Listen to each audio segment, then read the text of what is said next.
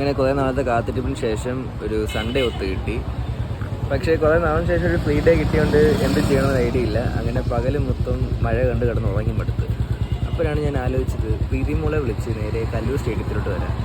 ഇവിടെ വന്ന് ഞങ്ങൾ തെണ്ടാൻ തീരുമാനിച്ചു. സോ ഇനി പ്രീതി മോളെ കാണണം. കണ്ടോ, വളരെ സമയകൃത്യനിഷ്ഠയുള്ള ഒരു കുട്ടി. ഈ സമയകൃത്യനിഷ്ഠയുള്ള കുട്ടീനോട് ഐഡിയൽ കഫേ വരാൻ പറഞ്ഞിട്ട് എപ്പോൾ വരാൻ പറഞ്ഞു? അങ്ങനെ ഞങ്ങൾ ഞങ്ങളുടെ സ്ഥിരം സ്പോട്ട് ബിഗ് ഫെലൂഡ് എത്തിയിരിക്കുന്നു. ഇവിടെ ഞങ്ങൾ ദഹിപൂരി പറഞ്ഞേക്കുവാണ്. എല്ലാം പ്രീതി മോളുടെ ട്രീറ്റ്. നിന്റെ ട്രീറ്റ് എന്റെ നോ ഗൈസ്, ഒരിക്കലും ഇല്ല. ഇനി ഒരു 2 മാസത്തേക്ക് ഗോകുലിന്റെ ട്രീറ്റാ. ഇനിയാണ് നിങ്ങൾ പറഞ്ഞ ആ ഗോകുലിന്റെ ഓട്ടം കാണാം നമുക്ക്.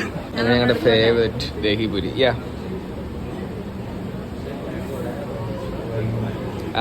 ആദ്യം പ്രീതിയെ കഴിക്കണ്ട, കാരണം ടെസ്റ്റ് ചെയ്തിട്ട് എന്തെങ്കിലും കുഴപ്പമുണ്ടെങ്കിൽ ഇവിടെ പോയിക്കോളൂ. റിയാക്ഷൻ വന്നു. Okay bye. എനിക്ക് ക്ഷമയില്ല. ദാമ്പത്യ ജീവിതത്തിൽ ഏറ്റവും വലിയ ചോദ്യം, എന്ത് കഴിക്കണം, എവിടെ നിന്ന് കഴിക്കണം?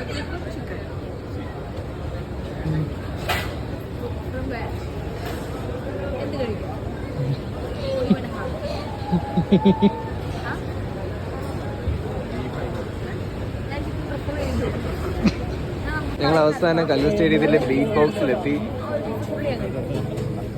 ഇവിടെ വന്നതല്ല, അൽഫാം വാങ്ങാൻ തീരുമാനിച്ചു. ഇവിടെ അടി നടക്കുന്നേ ഉള്ളൂ, കഴിഞ്ഞിട്ടില്ല.